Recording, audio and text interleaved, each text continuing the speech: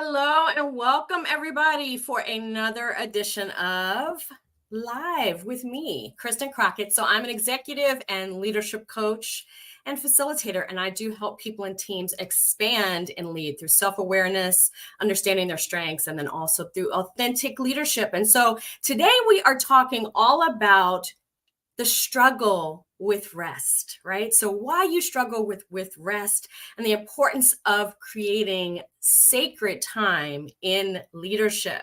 So if you are joining me, I definitely would love to see exactly where you are joining me from. So go ahead and type in your city or country into the chat box and welcome. And I want to definitely congratulate you for making time today for you, right? For you. I love that you are investing in yourself.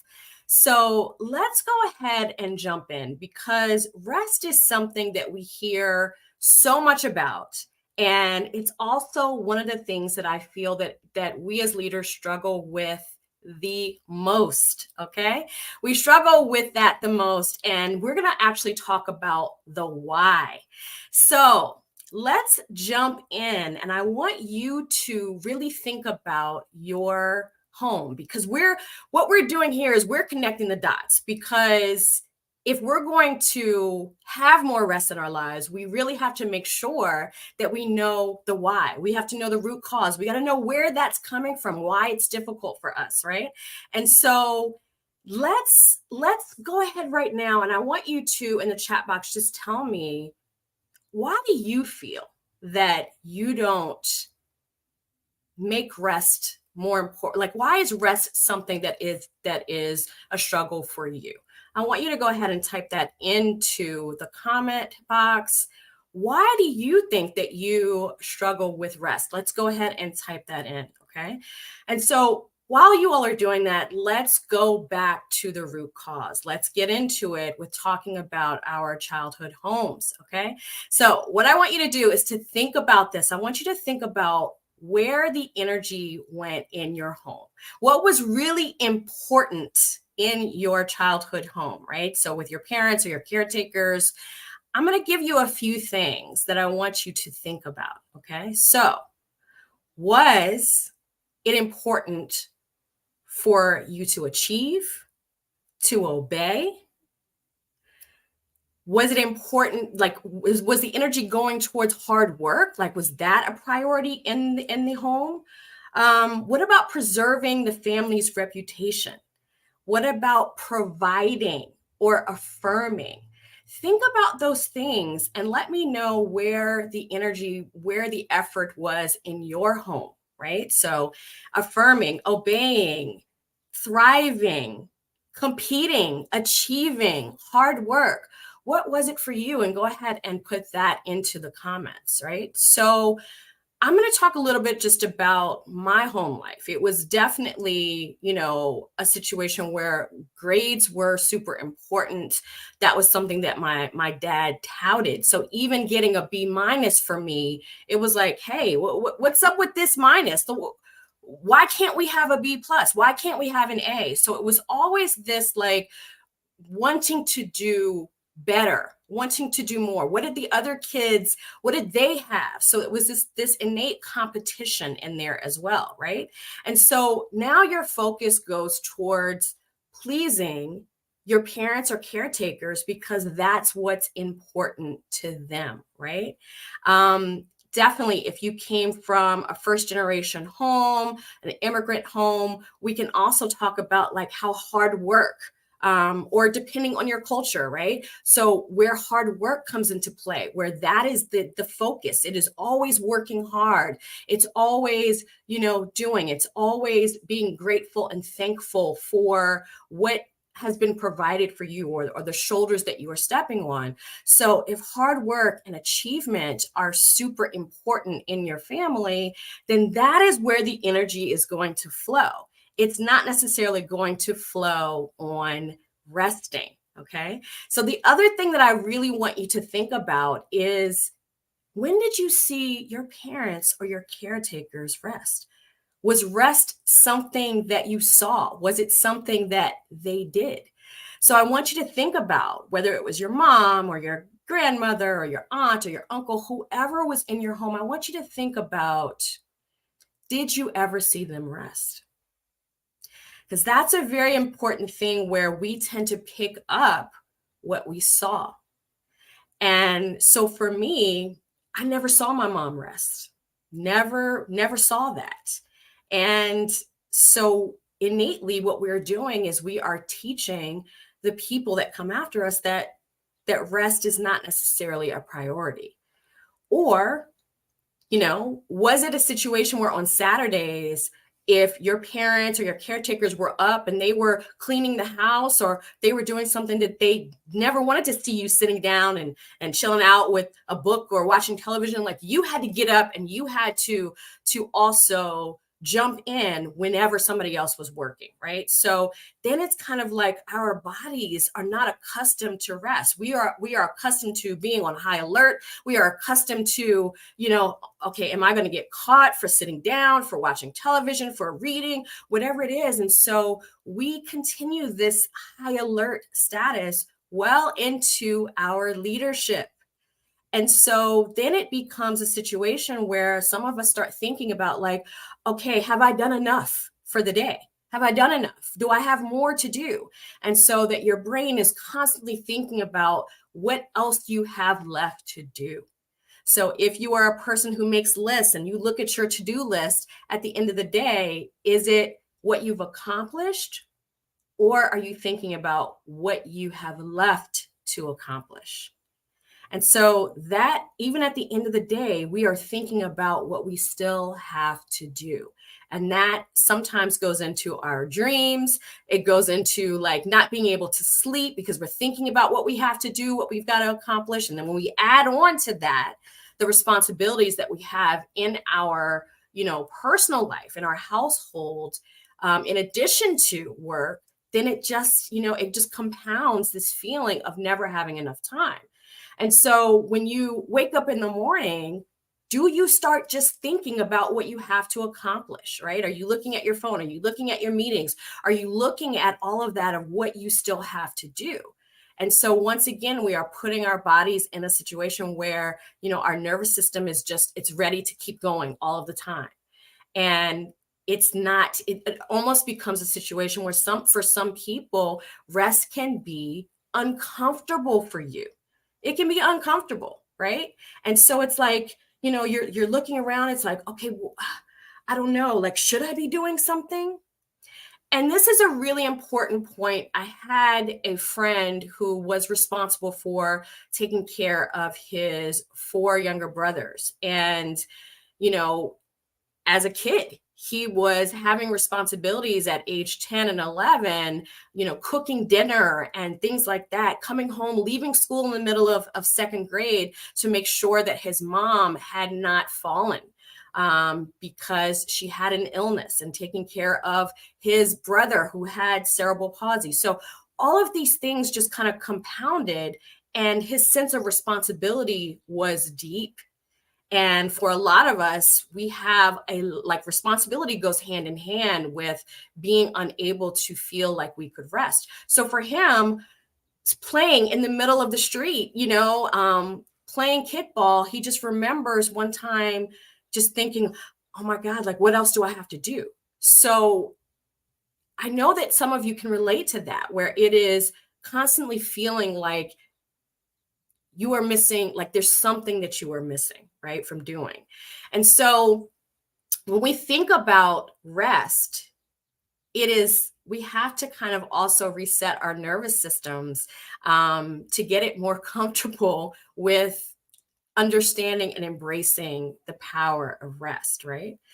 All right, so let's kind of move into, our next part, which is really thinking about why rest is important for leadership, especially for upper level, for high level executive leadership.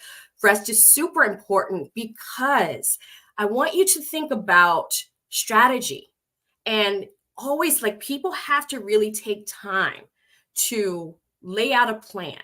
They have to lay out exactly what's going to happen, what they would like, what's the vision, what are the goals, What would they like to ask of different departments? And all of that requires time. It requires time and it requires a clear mind to do that, right? And so when you think about vacation, when you've gone on vacation, I know if you were anything like me, that when we come back from vacation, like my level of clarity when I am on vacation is just, it's unparalleled, right? It's also the reason why when we are in the shower, we have those shower moments, right? That we get these ideas because our brain is just free. Our brain is just free to rest, to have this space, this opportunity to have things come to it that, during the normal course of the day, we would not be able to have that happen. And so in order to create, to innovate, rest is required. You've got to have a body that is, definitely more chilled. It is in a place where it is not in a frenzy. And you really need that space. And so leadership requires you to not just have time to plan or to strategize, but also sacred time around the things that are important to you, right? Because that is also what rest is. It is sacred time around your passions, around the things that are important to you. So we have certain CEOs that may have children, and I know one specific CEO is like, listen, I get up in the morning, I am an early riser, but by 4:30, my whole team knows that it is now time for me to spend time with my daughter. Okay. So sacred time teaches your team, first off, that we are people that are human. It's not just about working all the time, but we do have other interests and passions and things that are important for us to prioritize.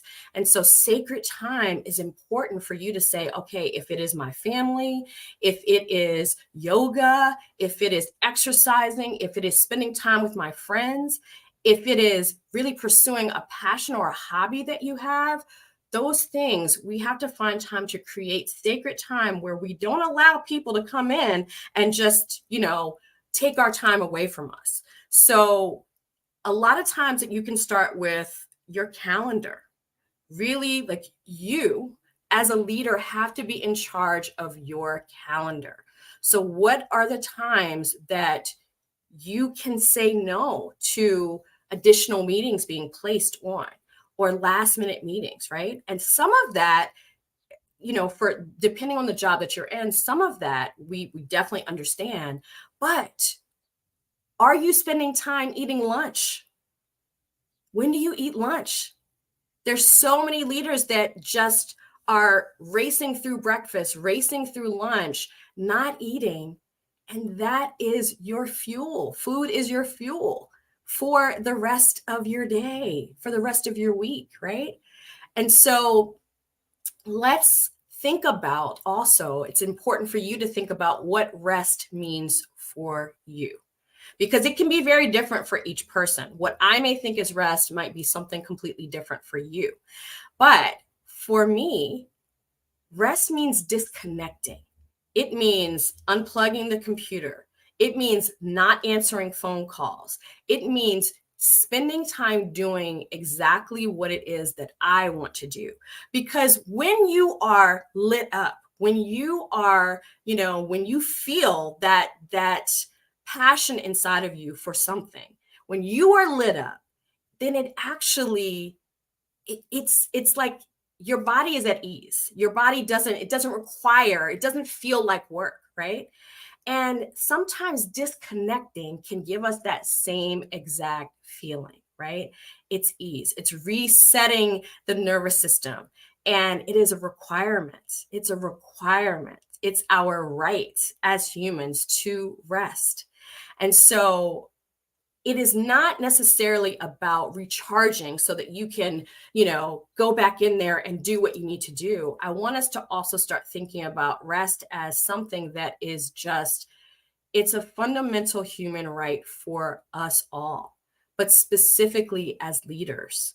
And it's super important for you to really think about what disconnecting means for you. For some people, it could mean, like, I know one leader who told me, you know what, I love doing things around the house. I love, projects. So he might paint a fence or something like that. But it's whatever it is, it's disconnecting from anything having to do with work. Other people, it might be binge watching their favorite shows. Other people, it might be cooking. But something that lights you up, makes you feel literally light, right? So light in weight, but also light in energy. And so that you can really spend time just with you or with whoever or whatever feels good for you. And so leaders really have to create sacred time for themselves around what's important to them. Because if you don't prioritize your time and your rest, then what happens is that everybody else takes from it. And so when we don't prioritize rest, then the next part is burnout. That just lends itself to burnout, because burnout really is doing a whole lot of things that you really don't want to do. Your body is resisting it every single day, but that's what it is. It doesn't light you up. And so if something is not lighting you up, it is making you feel heavy. It is draining you. And so what happens is that we have a situation where not putting sacred space or time around the things that we love and that lights us up, then ultimately just leads to burnout. And then you're no good for yourself, for your team, for your family, for your friends. You become a shell of who you are. And so thinking about this in a way that our ancestors, generations of people before us, had things that were sacred, rituals that were sacred, time that was sacred. So why don't we? Why are we not doing more of building in these things that are sacred in our life? So as a leader, I want you to really think about what is sacred to you. What should be sacred time for you? For some people, it might be dinner time. For others, it might be time, maybe Monday morning. For others, it could be a random Wednesday at 10 p.m.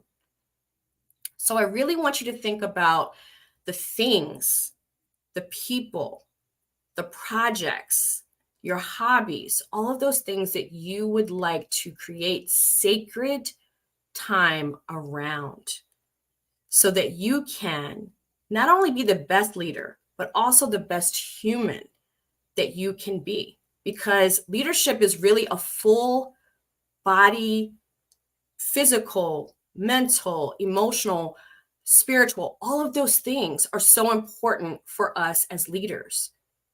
And that is really what distinguishes me from a lot of the other coaches and facilitators. Is I am about all of that. I'm about all of that, because that is what is required for you to not only be the best that you can be, to feel the best that you can be, but you're also, subconsciously setting the tone for the leaders that are coming after you.